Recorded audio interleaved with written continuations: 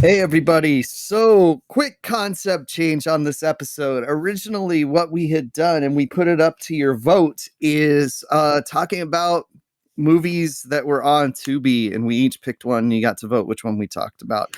You picked Riki-Oh, the Story of Riki, and Tubi promptly pulled it off of their service. Good times. It couldn't have happened like more as a result of our poll if we tried, because it's like people started watching it and then they're like, oh shit, this is on here, we better get it out of here. Yeah, well, so like we did a poll for a retrospective, and Casey's like, let's just do movies on Tubi since they're free and it's easy for people to watch. We'll probably do like a different theme next time we do one of those types of polls. But so we just pick random movies off Tubi. Riki-Oh won. And then like a few days later, I look on Tubi and it's not there. And I messaged Casey. I was like, dude, Riki-Oh's not on Tubi anymore. Okay, so I still do have a free way for people to watch this. If they sign up for the easiest is if you sign up for the trial of an Amazon channel called Fandor. It's on there. You can watch it for free there. It's a 7-day trial. You can cancel it later. There's actually a couple really good movies on Fandor. They have a lot of genre stuff, but they also have a really good selection of documentaries. So yeah, there are some interesting choices on there that you can't find anywhere else.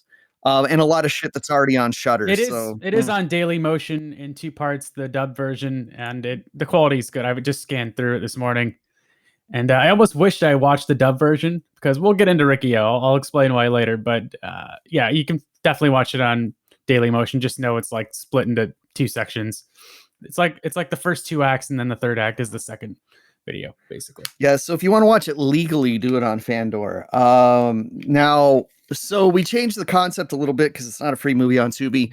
Mortal Kombat came out. We both watched it. We both have very different views on Mortal Kombat. That's available on HBO Max. It's also in theaters. So today's show is going to be Mortal Kombat 2021 versus Riki-Oh, the Story of Riki. And it's a flawless victory in my eyes, but probably not Zach's. So no, it's a flawless victory. Let's get going, pal. All right, time for another miserable retrospective.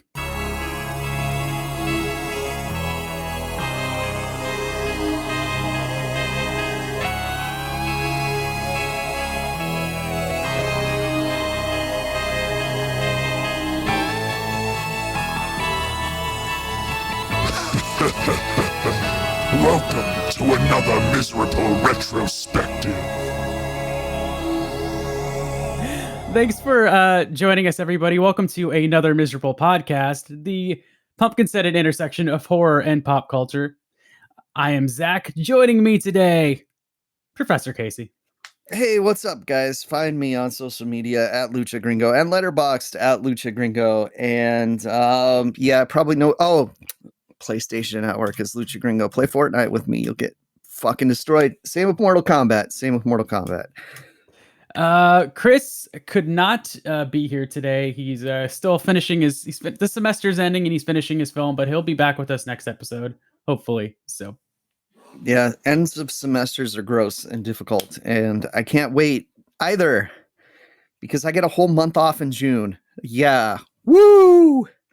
So yeah, we are planning a bro trip. Yeah, hopefully we'll know all the details soon. It's also interesting before we get into Mortal Kombat and Riki-Oh. So we had this poll. The choices were Riki-Oh, the Story of Riki, Audition, and I put out One Spittin' because I knew it was going to lose, and I just needed a third choice.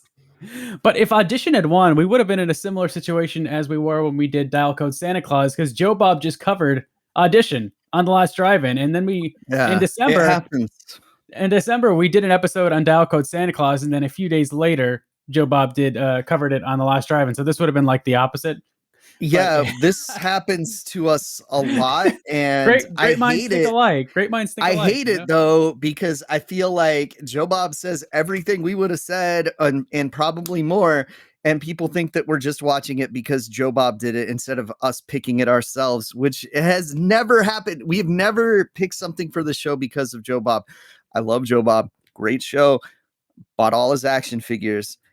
Darcy too. And yeah, we don't do our decisions based on him because I'm the only one that watches Joe Bob out of the show. So I watch it. I'm just I have a busy schedule. I definitely watch Joe Bob. Joe Bob's great. I will laugh if he covers Riki-Oh in the next drive. You know, it would explain why it disappeared off of Tubi if they put it on Shudder. I think it would be a great double feature, Riki-Oh and Psycho Gorman. I think that would be like the perfect double feature. But we made our own double feature, unfortunately. Mortal Kombat, I'd like to start with. I'll describe kind of the complicated history of the movie. So just to get it out of the way, let people know I've been a Mortal Kombat fan since the first game was in the arcades. That's almost 30 years now. I have played every single game as it came out, owned every single game, and I still play Mortal Kombat 11. I really enjoy that game. I liked the first movie. It was PG-13, which was a misfire on that part, but it's like fun. The movie. Cary Hiroyuki Tagawa is the man. One of my favorite actors. Yes. Is a fucking man. Johnny fucking Tsunami himself. Hell yeah, dude. And we got, he's great. Brings class to any movie. Turning your Chinese thunder god into the very French Christopher Lambert, not the best decision, but still. Entertaining as hell, though. Yeah, he's great. As hell. Oh yeah, it's always fun to see how he pronounces words. But sorry, that was my very brief fatality. Lambert is rated. Yeah, he's great. Now just culturally insensitive. Yes, very much. I would have liked to have liked Mortal Kombat Annihilation. That movie's complete dog shit. I don't even say it's so bad it's good. I have not seen Annihilation. I don't even call it so bad it's good. I just call it fucking dog shit. Like, I'll never sit through that movie again. I saw it in the fucking theaters, okay? And I have watched it more recently than that, thinking, oh, maybe it's so bad it's good. No, it just sucks, dog. Look, if you're bored in a movie, sin number one. Okay, I will say, though, the best adaptation of Mortal Kombat in any sort of cinematic media was the Mortal Kombat Revenge of Scorpion. Mortal Kombat Legends Scorpion's Revenge. Yeah, it's on HBO Max. Watch it. It's great. I started to watch it last night. I saw about the first 15 minutes. It was awesome, and then I just got too tired, but I'm gonna finish it today. It was fantastic. Joel McHale is Johnny Cage. Like, that's all I should have to say to people to make them want to watch it. He can't do it in the real movie because Joel McHale's not a martial artist. But hey, or maybe he is. Maybe he could surprise us all. But he's great as the voice of Johnny Cage anyway. He's got like the perfect attitude for it, perfect voice. It's great. And it has Johnny Cage, which is more than we can say about this fucking movie we're going to talk about. So we're going to do this a little differently. I'm going to let Zach talk about it, and then I'm going to rant because I'm going to rant a lot because I fucking hated this movie more than I've hated any movie that we have ever done for this podcast. So before Casey gives his piece, I did not hate this movie. I had some fun with it. Casey is such a fan of the Mortal Kombat series. It means a lot to him. So I can understand why he had such a strong reaction. He had a stronger reaction than anyone I've seen on the internet to this film. And I've seen people that didn't love it, but I haven't seen anyone that hated it with this much vitriol as Casey does. Oh, I've got a group of friends that's in the same boat for sure. I did not think it was that bad. It starts off with a really cool opening sequence, setting up Scorpion and Sub-Zero, which I really enjoyed. Actually, the HBO Max movie basically starts off with the same kind of thing, just a different telling of it. And I thought that was cool. I like the lore. I love who they cast. Joe Taslim is great as Sub-Zero, and got a Hiroyuki Sanada is awesome as Scorpion. I thought they were both cast well. I thought that part of this film was portrayed well. I think their battle at the end, I mean, I would have loved for it to go on a few minutes longer, but I enjoyed what was there. So I think that element of this movie is fantastic. My issues with it, well, one, the tournament does not happen in this movie. There is no Mortal Kombat tournament. It's talked about. Because we wanted to save it for the sequel. Yeah. I do think they laid decent groundwork for a sequel. I hope they do get a sequel. But yeah, I think it just, the problem is like the opening scene is really strong, and it just sort of tapers off from there. There's some good elements. There's a section where Sub-Zero attacks our new protagonist, original character, Cole Young, and his family outside a diner.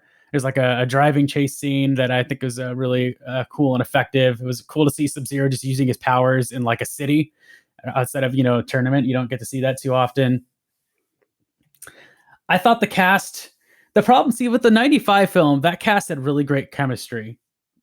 You had Lyndon Ashby, Robin Shue, Bridget Wilson, that trio, and Christopher Lambert. They all had really good chemistry with each other. They had a lot of rapport, and they allowed more humor than this movie has. There's not enough humor outside of Kano. Kano's probably the most memorable character in this movie. One of them. I think Kung Lao is probably my favorite, but Kano certainly is given like all the zingers and all the liners, and I feel like they handled his character pretty well. It doesn't, the story feels unfocused outside of the Sub-Zero Scorpion subplot, which they circle back to. There isn't really, you don't really know what story they're telling. There's a tournament, they're summoned, but they don't have the tournament. The villains in, the outworld are going to try and circumvent the rules like Shang Tsung does, and, kill the Earthrealm heroes before the tournament can start. It's one of those things. And so they just have random battles. Raiden puts down like an electric bolt, fence to protect his heroes to protect his heroes from fighting because they're not ready yet and they suck. So, then you get like a trading sequence. I think elements work, elements don't. Again, the actor that played Kung Lao, Max Huang, is fantastic. He was a great choice. I like the Lin, who they cast as Liu Kang. He's not. He doesn't get a chance to show as much personality as Robin Shou does. They didn't write the character as well. They just didn't. His elements are okay. They're just a little banal. They're not that. There's not that much to them. He's very kind of, spiritual and just giving lots of life lessons, and he doesn't get like the kind of sarcasm and one-liners that Robin Shou got to. Robin Shou really was able to play off Lyndon Ashby's Johnny Cage and have fun with them, and you could see they had a lot of chemistry. This Liu Kang, they don't really give him a chance to do that. I do think the casting was good. I hope if there is a sequel, they add that element to the Liu Kang character. I think Makad Brooks perfectly cast as Jax. He did a great job with what he was given. Again, not a lot. Jessica McNamee, Sonya Blade, she was fine. I enjoyed her. Again, none of these characters really have arcs in this movie, unlike the 95 movie, which they had arcs. I mean, they weren't great arcs, but they had arcs. They all had a different thing they were after, more or less. In this movie, they're just kind of there, and they're looking for, so they set up in this movie the kind of how each character gets their arcana, their magic abilities. And in this movie, all the Mortal Kombat combatants have this dragon symbol tattoo. Cole was born with his. Other people earn it by killing someone that has the marking. And that becomes the thing, because Sonya Blade does not have that marking. Mm-hmm. So Casey is just simmering right now. On the villain side, I liked the look of Melina, Sissy Stringer. Again, I thought cast well. Again, they don't give her much to do. I'm not going to really critique the actors too much because there's not much for them to do. They answer Shang Tsung and they kind of do his bidding, but they're not giving any arcs. And I think Melina, she only has a couple of fight scenes and they're okay. I wish they had expanded on them and given her character more to do because she's a really cool character. I wasn't a big fan of the actor that played Shang Tsung, but that's also because Kari Hiroki Tagawa is so awesome in the 95 version and just chewed up every scene in that movie. And this actor is not given anything nearly as cool to work with, but I also just think Kari Hiroki Tagawa is just better in that role. But again, maybe if there's a sequel, they'll give Shang Tsung more to do. Louis Tan as Cole Young, which I know a lot of people have had issues with. It did not bother me too much. There's not a lot to him. He's just a little plain. I don't blame the actor too much again because the character was written plainly. He has a family that he's defending. He's a fighter that's feels like his prime is behind him, even though he's clearly, in his prime. But he's a young guy. But like he just, he loses a fight in the beginning, and he has a good matchup with Prince Goro. But again, this Goro is not as cool as the 95 girl, which we used an actual puppet. It's kind of like every fun element and good element that I liked about this movie. There was something to negate that and counterbalance that I didn't enjoy as much. And it just felt like the movie was unfocused. There was no through line. I didn't know what goal the heroes were after. I was waiting for the tournament to start. There are entertaining moments. There are entertaining scenes. There are the fatalities. I think it delivers. Not maybe in compared to Riki-Oh, which we'll talk about later. It's not that level of practical effects blood, but the fatalities that are there for there's no practical effects in this movie. It's CG, which is a little disappointing, but the CG I think is solid, and the fatalities that are there are fun. Cabal looks cool again, given nothing to do. Rico and Nataro are there, kind of interesting Mortal Kombat characters to feature. Yeah, Rico fucking sucks. Yeah, they're more obscure. It's kind of odd that Nataro looks cool. Nataro's the shit, though. Yeah, Nataro looks. She goes out with a bang. This episode, she's in it for like 5 seconds. Yeah, they're jobbers. I just think Mortal Kombat it's a really hard property to nail in one movie. Even the 95 movie, lots of fun. But there's so many characters and there's so much lore. Even that didn't focus on the tournament as much as I would have liked it to, as much as I enjoy that movie. There's a few tournament matches and then it kind of gets sidetracked and the battles are sort of just happen. But it does build to a showdown between Liu Kang and Shang Tsung, which this movie doesn't build to really anything. So for me, it was about like 2.5 stars out of 5. I had fun with it. I think if you like Mortal Kombat, you'll enjoy certain sequences. I think it delivers on the Scorpion Sub-Zero stuff. I don't know. Maybe it'll be better as a TV show. I haven't seen Mortal Kombat Conquest, but if Casey's told me it's terrible, but maybe a Mortal Kombat television show would have more time to devolve into study certain characters and give them none of the characters are even in Mortal Kombat Conquest. No? It takes place in the past. Yeah, it's fucking stupid. So Casey, I've kind of said my piece. Yeah, I got a lot. I thought it was okay. I enjoyed elements of it. So why is it so terrible? Tell me. Okay, so first of all, there's going to be spoilers in this. If you don't want to hear spoilers of the movie, stop listening. Go watch it. Form your own ideas. I gave this 1 star on Letterboxd, and I've got a lot of reasons for it, and I'm going to talk about them all right now. So dig in, because you're getting angry, Casey. Okay, so first of all, let's talk about Louis. This is what you tune in for, folks. Let's talk about Louis Tan, probably one of the least talented actors in a cast of untalented actors across the board, in my opinion. Oh, don't be mean, dude. Yeah, dude. Hey, look, if you want wooden performances, this is the movie for you. The character is wooden, though. Like they didn't give him the. I'll let you talk.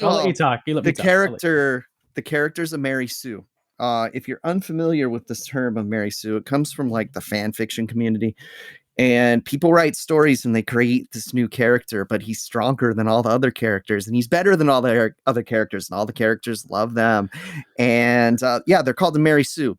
Cole Young is a Mary Sue, and I'm going to talk about that during the course of this. Okay, so first, Mortal Kombat, this rich fucking 80 characters deep mythology that's just people that have been playable in the games. So let's create a new guy that no one gives a fuck about, okay? And let's make him Scorpion's secret descendant, so that Scorpion, the most popular Mortal Kombat character in history, is only in the movie for roughly 5 minutes as Scorpion. And 5 minutes is being generous. Oh no, he's in it longer than that. That opening scene is 5 minutes long. That's not Scorpion. That's Hanzo. There's a difference. It's the same character. No. And they're setting up him becoming Scorpion.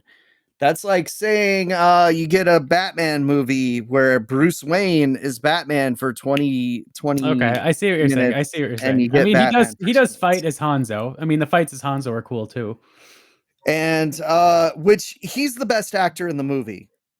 by far, but that's faint praise. But Hiroyuki Sanada is a very talented actor. He's slumming it here, probably because he thought he was going to get more of a role as Scorpion. We start the movie with Scorpion versus Sub-Zero. Sub-Zero is Joel Taslim from The Raid Redemption, a cinematic masterpiece. So let's not let him do any of his martial arts skills he exhibited in that movie and have him just make things cold. He's behind Sub-Zero. So the Sub-Zero that eventually just dies in the first game and becomes Noob Saibot, that's him. So he's not the Sub-Zero that anyone even likes or plays as in the history of the game. He's the one that becomes a ghost. He has some badass moments though in this movie. He's not even really the character. Okay, so the whole thing with Sub-Zero and Scorpion is that Sub-Zero kills Scorpion because he's being manipulated into doing it. Sometimes it's not even Sub-Zero doing it, but there's this character, Quan Chi, evil necromancer from the Nether Realm, that's pulling all the strings. Not here. We actually don't even know why Sub-Zero wants to kill Scorpion at this point. He just does. They never explain it. Also, it's in the 1600s, so Sub-Zero's 400 years old. That is actually something this movie does a little bit better because the Mortal Kombat games never really explain why Sub-Zero and Scorpion are in modern ages but appear to come from feudal Japan. It's just like, oh yeah, Japan's just like that, which nah, not really. So at least they got history a little bit better here than the games do. Okay. So we get Scorpion get murdered, but he has a secret baby that ends up being Cole Young, this new character they created. It's not it's like he's a descendant of that baby. It's not. Well, yeah, I mean the baby's his like great grandfather or whatever, right? Yeah, yeah, there's a secret Scorpion baby that didn't exist in the mythology. Cole Young, MMA fighter, that's his fighting style is getting beat up. And eventually when he gets his superpower is getting beat up. And someone sucks when their power is getting hit hard and so that they make armor. That's his superpower. He gets little Tongfa too, which is like the shittiest weapon. So they gave him Striker's weapons from the game, and Striker is a pretty much universally hated character. I actually like Striker, but so basically we find out there's a tournament when Sub-Zero tries to kill him. Jax saves him.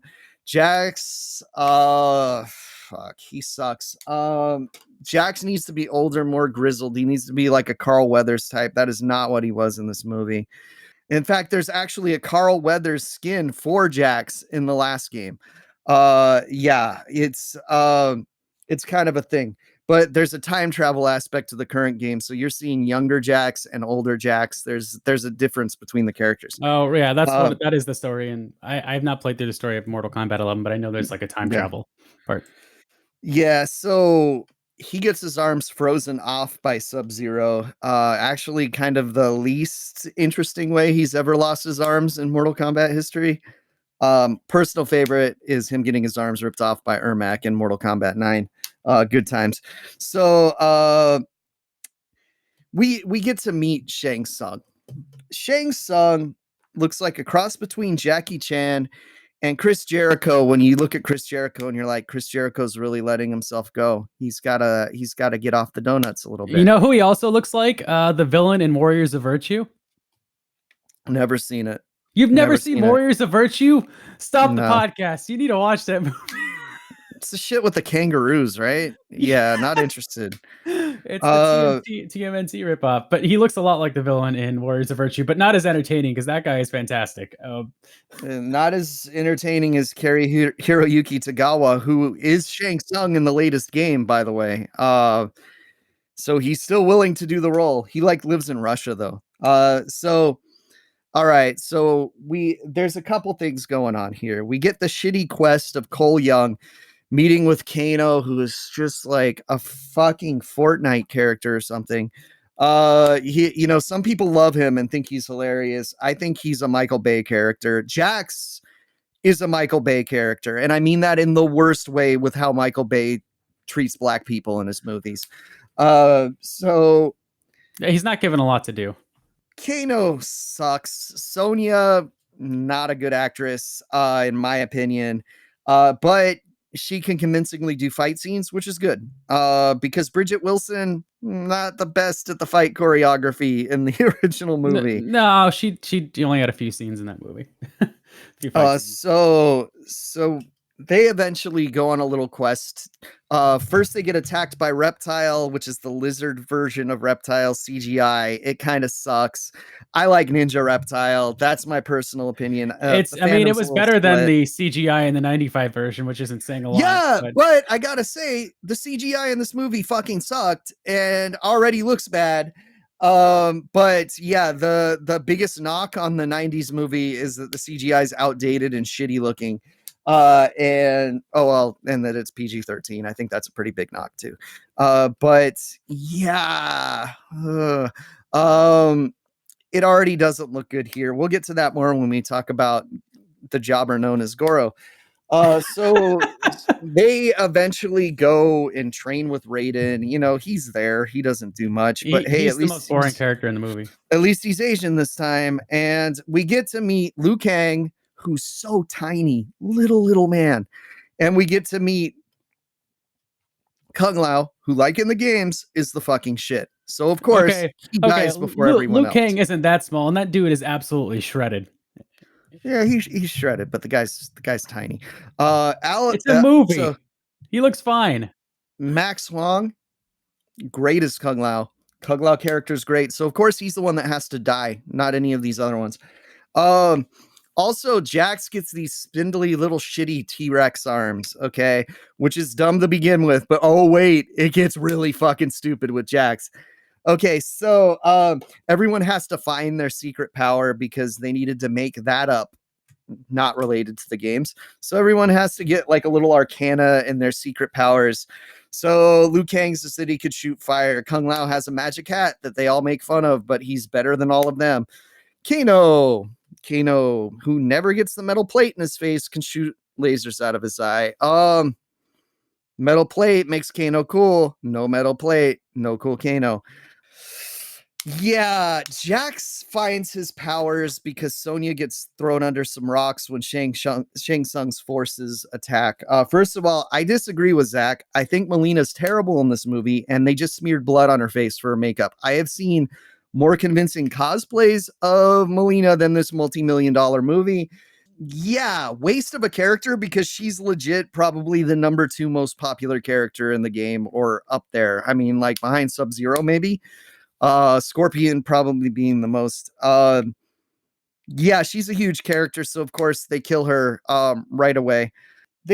Shang Tsung gets kind of like a jobber force going on. He gets Reiko, who sucks, but you know, played by Scrotus Maximus himself, Nathan Jones, WWE superstar, WWE legend, Nathan Jones. Yeah. Oh, Reiko's a shitty character. I think 3 people like that guy. First of all, bringing in a character from Mortal Kombat 4, pretty much universally considered the worst of the series. Great move there, guys. And also bringing in 3D era characters. Nah.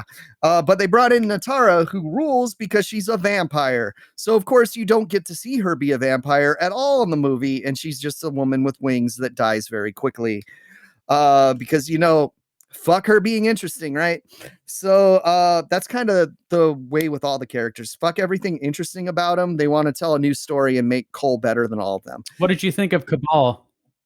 Cabal was all right. I mean, he gets nothing to do in the games. He got nothing to do in the movie. He had a cool mask. I mean, yeah, he was what he was. They keep changing who he is in the games, and yeah, it's a little different. I gotta say, Cabal got a more convincing burning death than Sub-Zero, which was supposed to be the big payoff of the movie. Also, we'll talk about that. Yeah. Okay, we gotta talk about Cole, this piece of shit, Cole. Okay, first of all, they established that the NetherRealm has won 9 straight Mortal Kombat tournaments. Person who has won those 9 straight tournaments is Prince Goro. The biggest, baddest monster, has murdered everyone for 9 fucking tournaments. And there's like little paintings of him and stuff. Okay, so of course, first time he fights Cole beats him and kills him with Tongfa. Okay, first of all, sign of a Mary Sue is that they're stronger than everyone. He beat Goro, the guy that's been beating people for 9 generations. Okay. But one of the greatest warriors. Also, Goro looks like fucking shit. Bad CGI. They gave him Thanos' face. Yeah, he looks terrible. His death's kind of cool looking because it's pretty gory. But god damn it. Okay, that's my review on Letterboxd. God damn it. That really is his review on Letterboxd. Absolutely hated that. Yeah. Guys, I wish I had something positive to say about this movie. When Kung Lao kills Natara, it's a cool looking fatality. I guess that's positive. So it goes on, and Sonya kills Kano, gets his powers, whatever. Gets powers, and her powers to shoot her rings like in the game. Jax, the dumbest thing. Sonya almost dies. Jax has to save her. So his power is that he gets big robotic arms instead of the T-Rex arms. They magically appear. It is the dumbest fucking shit. Half hour into the movie, to the end of the movie, and I'm like, I think I fucking hate this movie. But you know what? I suffered through it. I watched the rest for you guys.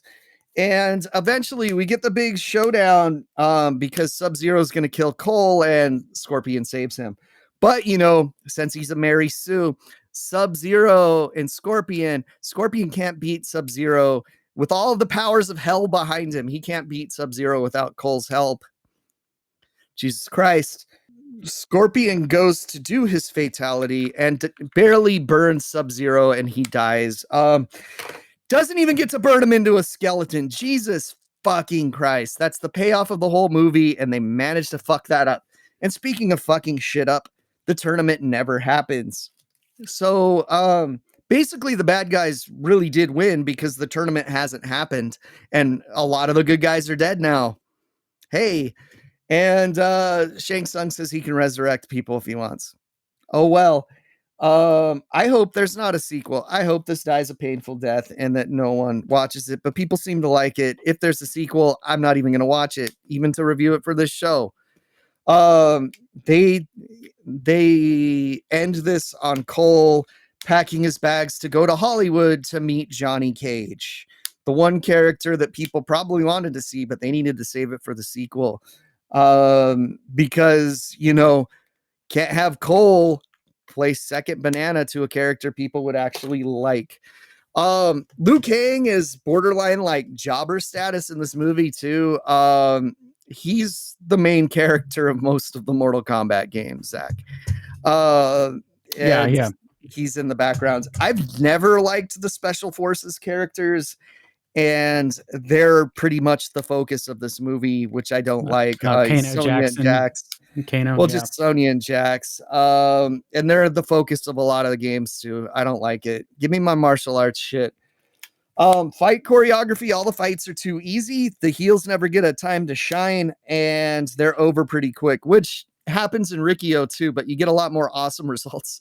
I wouldn't even call them fights in Riki-Oh. I have heard a lot of criticism of the way the action is edited in this movie, which I didn't. Usually, I'm pretty perceptible with that, but I guess I wasn't paying as close attention to it. If you told me Kevin Dunn did the editing for this movie, I would believe you. Yeah, I could see that. It's way too many. It's more cuts than is necessary. If you guys don't know Kevin Dunn, he's the one responsible for the 9 million camera cuts on WWE programming. And that's just in one move happening. Yeah, so I hated this shit. I'm kind of insulted that they thought I would like it, but you know what? I have friends that liked it. I have friends that really liked it, but in my opinion, this is every shitty DC movie with Mortal Kombat characters instead of DC characters, except it's not 3 hours long. Thank fucking God. So if there's one positive thing I could say about this movie, hey man, at least it wasn't longer. Yeah, it doesn't overstay its welcome.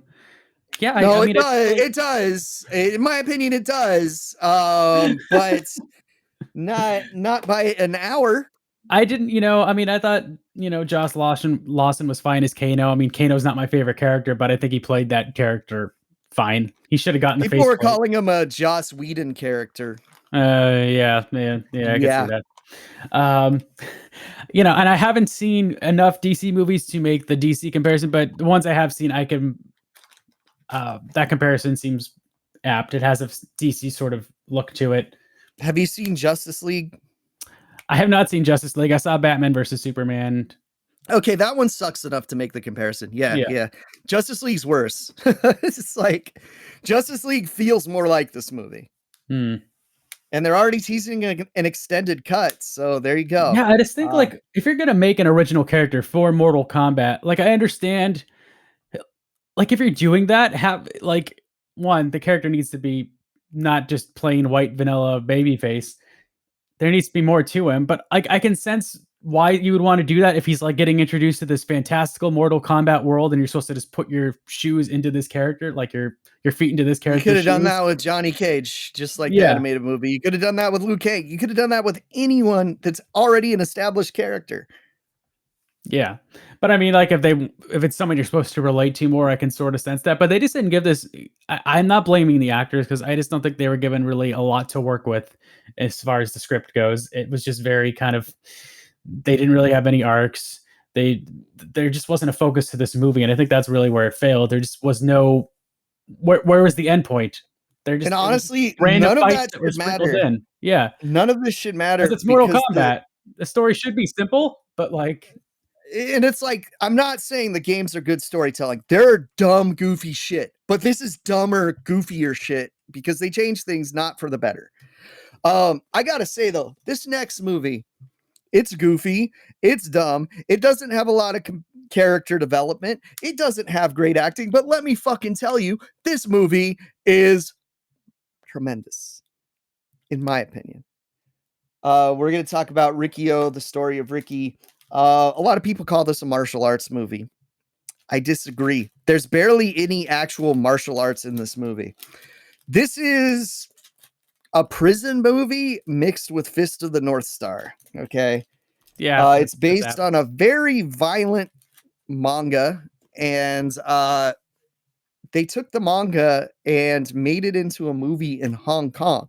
So they've got a Japanese comic and they turned it into a Hong Kong movie. There were 2 animes made, and I don't remember if they were before or after this film. I don't think they've ever been released. No, they're released. They're on. You can find them on Dailymotion or YouTube. But I mean legally not a fan dub or sub. I don't think they've ever been released. I mean, what I saw was in English. I think it's Riki-Oh, The Wall of Hell, and I think I saw clips from Riki-Oh, Child of Destruction, which I think the Child of Destruction follows. I think The Wall of Hell, I think is the same story as Riki-Oh, the story of Riki. I think Child of Destruction is after he.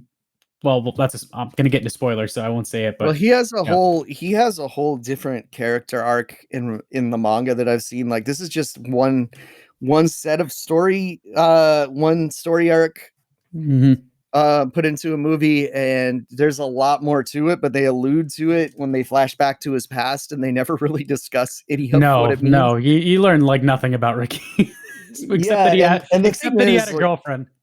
Yeah, and the manga wasn't really released here legally either. Like there's fan translations of that. So yeah, this was released here. So this movie first kind of got on a lot of people's radars because when the Daily Show first started and Craig Kilborn was the host, he used to do 5 questions, okay? And the intro to the 5 questions was the gang of 4 guy clapping his hands and crushing the guy's head. And so they would just play that on loop and say, it's time for the 5 questions. And so when they started putting this out on VHS, it had a sticker on the front that said the source of the Daily Show head crushing scene. And so they used to sell this at stores with like a big anime section like FYE and Suncoast and stuff like that. And sometimes it would get stuck there. Sometimes they put it in the martial arts movies. And goddamn, I love this movie. I have for years. So, Zach, This is your first time seeing this movie. Yes, I've heard of it, but I had not seen it. Okay, so first things first, this is all practical effects. Yes. Some of them land, some of them don't, but the ones that don't are just as good. Yeah. Now, it's one of the most violent movies ever made. Yeah. Basically, guy gets thrown in prison, has to fight prison gangs, has to fight the warden, has to just fight his way out. Okay, that's the plot of this movie. That doesn't matter. No. Takes place in the far off future of 2001. Yeah, and we're here to talk about some of the crazy shit that happens in this movie. And it might be a little bit of a spoiler, but none of this is something you just need to hear about. You need to see this with your two eyes. You need to experience we can only relay so much of the carnage in this movie verbally. Like, you need to see So it. really quickly, just in case they want to go watch it really quickly, 5 stars on Letterboxd for me. I was at 4 stars. I love this movie. I used to, when I was in my screenwriting grad school program, I used to subject the other students to this movie, specifically the courtyard fight. So, okay, Zach, I don't think we even need to really describe much of this movie. We just need to describe a couple of our favorite scenes. Yeah, sure. And once people realize how crazy it is, they're going to want to see it. So I'm going to talk about the courtyard fight. Okay. Okay. So, Riki is lured into battle. You know, he likes fighting for the prisoners that are getting bullied and stuff. And so they got a guy that he was friends with and crucify him outside to get him out there. The warden's got this big Yakuza guy that's a member of the Gang of Four, which is like this gang that he has to fight. Okay. Yeah. And he gives him a survival knife filled with glass. Okay. Comes important. Okay. I think his name is High or Oscar. It's High. And in the dub it's Oscar. Yeah, the sub uses Chinese names. So it's fucking great. He's supposed to be a Yakuza guy, by the way. So let's call him Oscar. He's got he's all tatted up, big buff dude, but Riki's like ripped as shit. He's like a big motherfucker. And so they go out and they fight, okay? So this is a description of the fight. So first of all, High/Oscar unscrews the survival knife and he throws glass in Riki's eyes, and Riki's blinded, and he's just got bloody eye sockets everywhere, right? He's like, fuck, I can't see. He's like swinging at the air and shit. This is a guy that tried to fight the rain in a scene in this movie, by the way. So he'll fight anything, okay? He tries to punch the rain when he's really sad.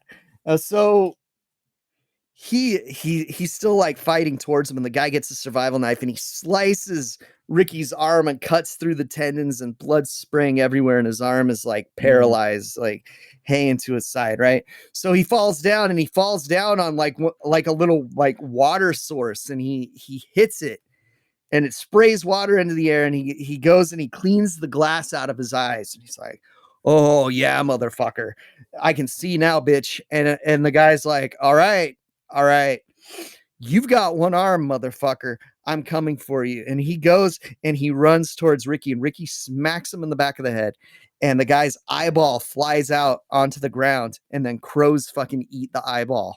They fly down and they eat the eyeball. Okay, this is the kind of movie we're watching. Fuck yeah. All right, if you're not boned up yet, just wait. All right, so then he's like, "Oh fuck, my eye's gone, but you know what? You only have one arm, bitch, and I got a knife and I got 2 arms." So Riki, he goes and he gets his teeth and he fucking ties the tendons in his arm back together with his teeth. God, that was gross, so that he could use his arm again, which is fucking tremendous. And they fight a little bit, and then the villain knows he's gonna lose, so he gets the survival knife and he just commits suicide. He just like cuts his stomach open, and Riki's like, "Dude, what the fuck are you doing? No, don't do it." And which I don't know why he's suddenly concerned, because the guy was clearly trying to kill him. Yeah. And then he says, no, Riki, we're gonna die together. And he rips out his own intestines and starts strangling Riki with the intestines.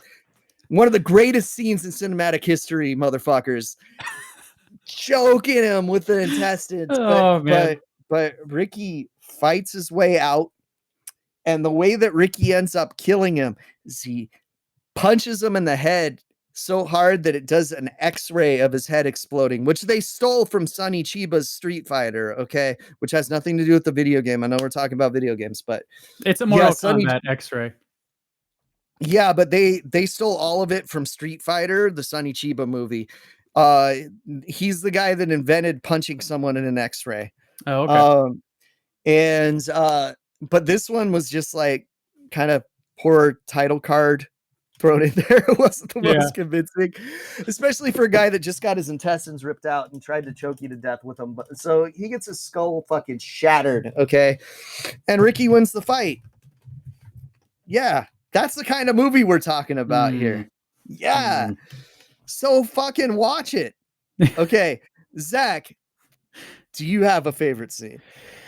Oh God, man, a favorite scene. It's hard because there's so many different scenes like that. I mean, there's the scene where Riki he's constantly just punching through dudes' stomachs. There's the big dude. I don't know if his name is Zoro, the fat dude. And he just like punches through his stomach and his guts spill out. Yeah, let's not use names because they're different in all the movies. Yeah. But yeah, his first opponent he has to fight is this big, fat, possibly mentally challenged guy with boogers dripping from his nose. And he attacks Riki in the shower, and Riki just punches through him. Just through him. And people also like survive really gruesome injuries in this movie. I mean, Riki, the first thing he does is trip this bully who falls on like spikes and they impale his head, but he's alive. Yo, yeah. He drop toe holds him onto like a stick with a bunch of nails, and it goes right through his hand was in the way. Yeah, but his hand was in the way, so it didn't go that deep. He just lost his eye. In the shot, it goes like through his head, but then he comes up and it's like not through the prosthetics. It looks like it goes straight through his head, but yeah. He survives for another 5 minutes. We got some, basically like there's people that are kind of like dog villains in this, that you want to see die and you don't. And one of my favorite ones is the guy that's kind of the snitch, the bald guy. Oh, because God, Riki, in the most casual way possible, like not even trying, just karate chops the top of the guy's head off and his brain goes flying. Yeah. Fucking amazing. And he doesn't even break a sweat, and no one's even like, oh shit, because by this point they're used to it. And if you want to see a movie where the final fight, this guy getting fed to a meat grinder, this movie for you. Oh, I don't know, Zach. Any other favorites from you? There's so much. So like the villains of this movie, they set up a lot of villains. I don't know if everyone gets to come up and they deserve exactly, but so there's the assistant warden who's this slob of a dude. Yeah, he's already missing an eye. He's missing an eye. He has a claw for a hand. His eye holds mints that he likes eating, and he has an office full of porno. He does. I will say, the reason I like the dub is because I mean, the acting in the original, I think, what is it, Cantonese? Is that correct? I'm not sure. The original film, like the acting is hokey already, but like the dub, it's like Mystery Science Theater 3000. They're just doing the voices while they're watching it. Yeah, they make the warden's son. They made some choices with him. That was my issue. Warden's son gets off scot-free. This little shit with licorice. Nothing happens to him. He's just like, like character the whole movie. He's introduced about halfway through. I would guess in the comics he's one of those characters that grows up and seeks revenge. Because it ran for so long. That kid's never hitting a gym in his life. No, he would just be like the assistant warden and be a fat guy. Yeah. Oh God. Yeah. Like that was my disappointment because they set up this little shit that you just want to see get punched in the freaking face and nothing happens to him at all. So there's also the Gang of Four, or I think the original, they're the Four Heavenly Kings. So Casey talked about I think they stole from Fist of the North Star. So they're each like leaders of different parts of the cell. So the West Cell, the South Cell, North Cell, East Cell. The fight with Tarzan, leader of the E-Cell, the big guy who like smashes a dude's head with his hands. Yeah, he's Tenzan, I think, in the what I was watching. Riki punches through beneath his jaw, like all the way through his mouth, and he survives that. Yeah, and then Riki punches his fingers off. He ends up getting crushed by. It's weird. Like Riki like beats these dudes to within an inch of their life, and then he like feels bad for them and tries to save them like right before they die. That happens multiple times in this movie, sort of. Yeah. So there's unless you're like a real piece of shit. Like if you're like a lackey, he'll just kill you. There's Baishan, who has like these kind of scorpion like rope things that he throws out at people. He doesn't really get a fight with Riki. The version I watched just calls him God. Like they said, this is God.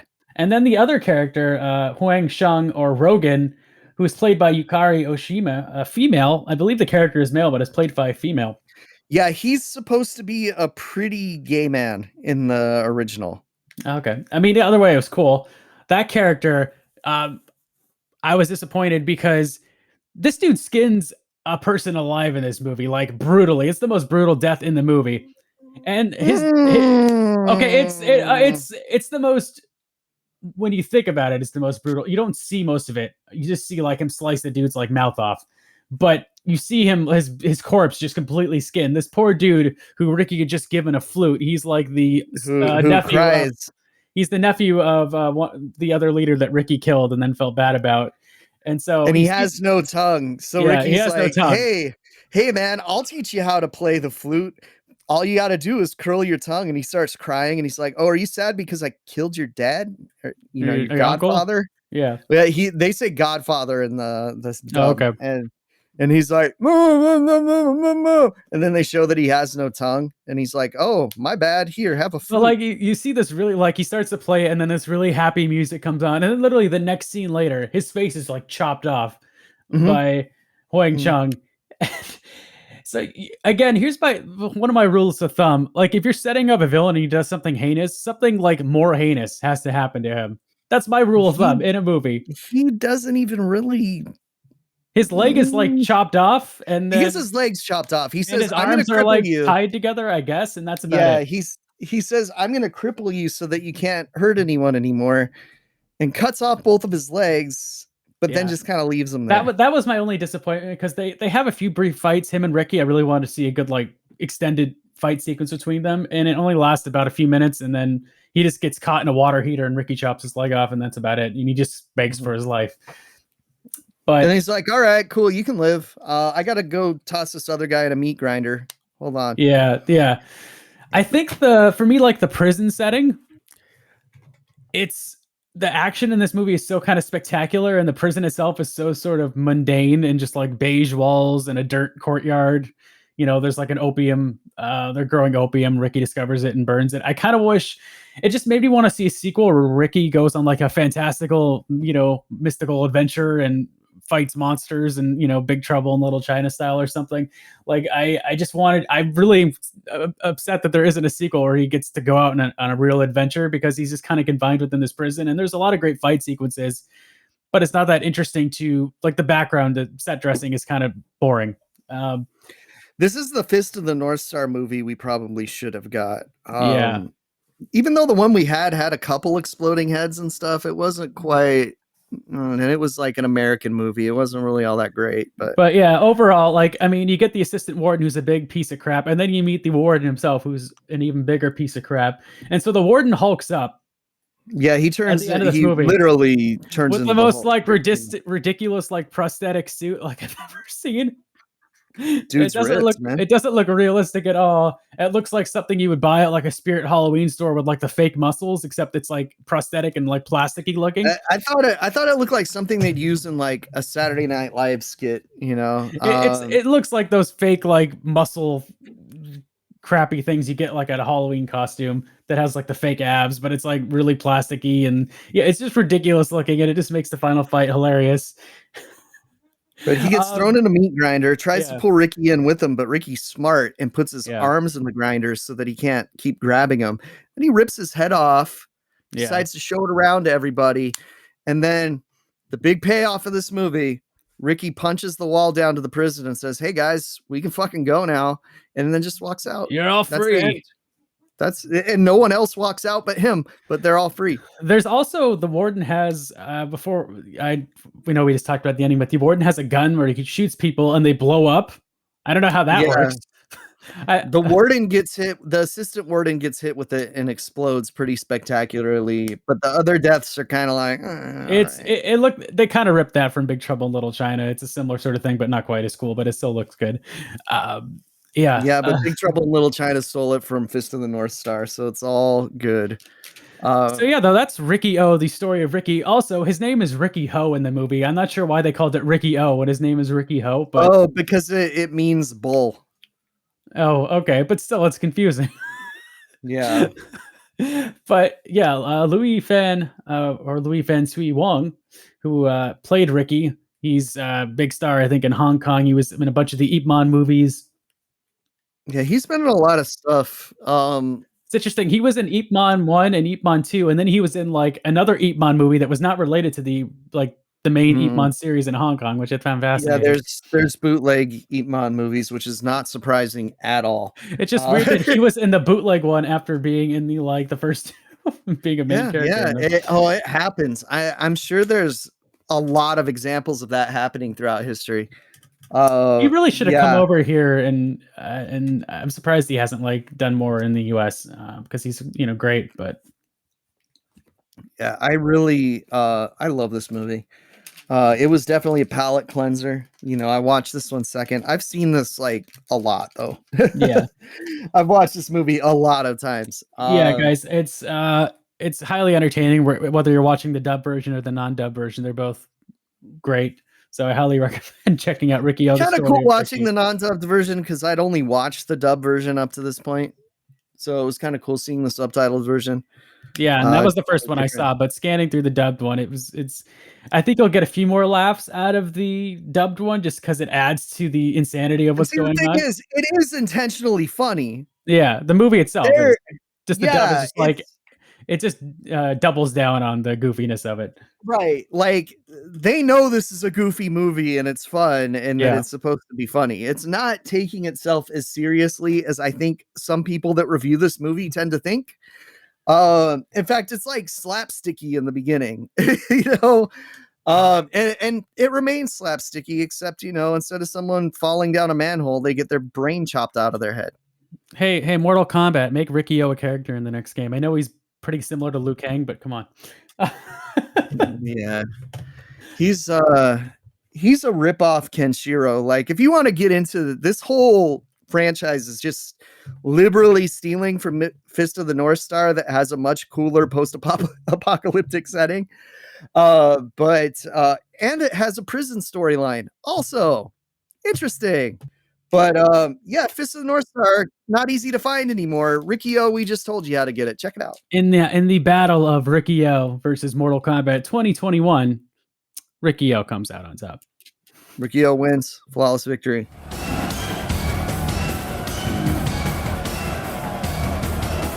Flawless victory. Yes. So what are we doing next? Do we got it? Do we have? I will say before we talk about that, if you were disappointed in Mortal Kombat, at least Shang-Chi looks freaking awesome. Yeah, but Shang-Chi fucking better be awesome because that's one of my favorite Marvel characters. It looks great. And if you want a good action movie that delivers more than Mortal Kombat does, check out Nobody with Bob Odenkirk and Christopher Lloyd. Fantastic. That movie is incredible. It's not quite John Wick levels, but you get to see Christopher Lloyd take out dudes with a shotgun. It's great. If you want to see a good martial arts movie with one of the characters from Mortal Kombat in it, watch The Raid Redemption. Yeah, that too. But I've never seen Christopher Lloyd look so happy filming Nobody. It makes your heart sing. It's wonderful. So check out Nobody. The story is a little strange and it's a roundabout. It's the setup is weird, but it's kind of like the inverse of John Wick in a way. It's cool to see Bob Odenkirk beating up dudes, and I definitely had a good time with that. So check out Nobody. So what are we doing next? Well, we are going to have a poll starting towards the beginning of May. That'll be for our next themed episode. So if you liked our Frankenstein and pop culture, things of that nature, if you liked our horror movie roulette, there might be a choice for our second horror movie roulette on that poll, I'm thinking. So I'm not going to spoil all the choices, but we'll have 3 or 4 and you guys can vote. And if there's anything you'd like to hear us talk about, if there's a movie you want to see put in a poll, you'd love to do like a fan poll at some point. So write us on Twitter, write us on YouTube. You can write us an email if you want. I would suggest just sending us a message on Twitter or leaving us a comment on any post, really. And let us know if there's a movie you'd like us to talk about, if there's a themed kind of show you think would be cool for us to do, anything like that. We'd love to hear your feedback. So please write us. We like hearing from you guys. What was the movie we had to watch because one of our listeners told us to? You know, the junkie something massacre. Oh, Jackhammer Massacre. Jackhammer Massacre. I was gonna say Sledgehammer Massacre. Yeah, it has to be at least as good as Jackhammer Massacre, you guys. That's the rule. And Kevin told us to watch The Creeps, which we also did. I like Jackhammer Massacre better than that. Oh, they're about the same for me. Yeah. Oh gosh. But yeah, so that'll be coming at the end of May. But before that, we will have we'll talk about some new releases. There's been a lot of horror releases that we can catch up on. It's been hard, but lots of stuff has been. We'll figure it out. Sometime in May, I'm going to get a really big order from Vinegar Syndrome that's going to have a lot of stuff to talk about. Yeah, so there's always cool stuff to talk about. Their new horror release is always on the horizon. I do want to give a shout out to Jimmy George and Chris LaMartina because they just launched a Kickstarter for What Happens Next Will Scare You. It's their next big. It's their next horror release. I reviewed it last year because I saw it at the Nightmare Film Festival and Masquerade online. It is really a lot of fun. I really enjoyed it. One of my favorite horror releases last year, even though it's coming out this year. One of the more original horror movies I've seen in a long time. So definitely check out their Kickstarter, support them. They're really unsung heroes in horror and they deserve a lot more love than they get. And it's a really awesome movie. So please check that out. You're going to want to see it. Trust me on that. And you can see the trailer. The trailer is now up. And that only just gives you a hint of like the craziness in this movie. So if you like great, fun, practical effects, you're going to have a good time with this movie. Go listen to Zach's review if you're on the fence. Really unique take on the horror anthology. So check out What Happens Next Will Scare You. You can look up Jimmy George and Chris LaMartina on Twitter.